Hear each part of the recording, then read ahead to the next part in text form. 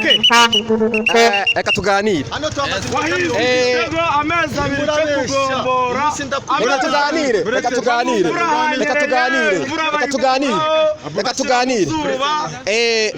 Tugize amahirwe kwa muje. Abantu bafana ba APR bavugaga bati tuje gutsinda ikipe ya APR kubera ko ngo umurozi wayo yapfuye. Umurozi ntabwo muzi bise bavuga ngo ni umukecuru. Mbese ibyo murabivuga iki mwebwe? Murakoze cyane. Undi witwa Ndibanzuga Kagoma. Kagoma uranduze Nyakagoma. Igitego. Hari igenzi muze kugakoma. Igitego kijyemo.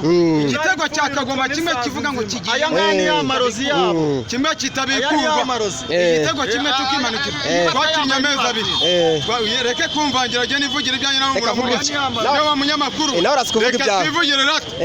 Ibyo dushobora kwebwe gukora kandi n'abanyarwanda bose barare bishimye. Umutima wabo uraruri hamwe. Twegewe Kagoma. Ntabwo ni igitego kimwe tubatsinze. Yego. Twakinnye amezi abiri Kigali.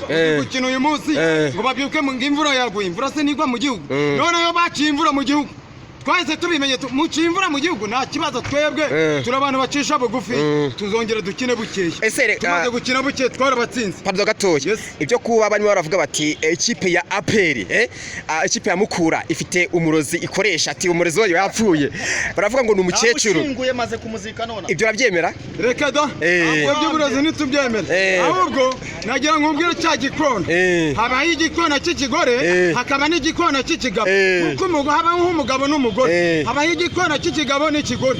Ikigabo akakanye baraye bagishurije amazi baraye bayacyuhije saa moya n'igice za mu gitondo. Nawe ubwawe wa munyamakuru utarabyuka saa moya n'igice utarabyuka mu buriri bwawe ntabwo ukiri umugabo.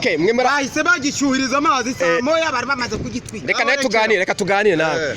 Wowe abafana ba APR muri twaza yuko ngo ikipe ya Mukura ngo ifite umurozi.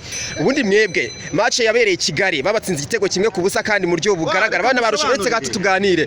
Ni iki mwitwaje mu kibuga mu buryo bwa tekinike? Ni iki mwitwaje? Kangusobanurire. Etse gato ngwino. Hariya Mukura itsinda igitego kimwe. Genda byemera. Ntabwo nari nabyukiye muri system yo gukina. Hariya nari naramukanye ibyishimo kuregura 50. Imikino 50 ari umunsi w'ibyishimo ntabwo ari umunsi w'amazi. Ariko kubera gukurikiza amategeko ya Fabe ya match nari kureka kuyikina. Ntabwo nigeze nyishiramo imbaraga nari mbudi mu byishimo.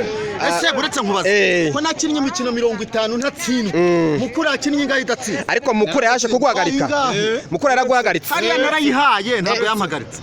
Iyo mikino 50 yego beretse gato. Igikoni imikino 50. Niyo muri corona nta muntu wageraga kuri stade. Corona wowe uri mwana wabo na Putin. Wowe gutuma football niyo muri corona. Mukura ikinnye imikino 7 nta gitego kiraje mu izamu rya 50 niyo muri corona niyo nibarwa. Oya imikino 7. Jewe mu mwaka afite ndakuramo iyo corona 3 igitego kimwe.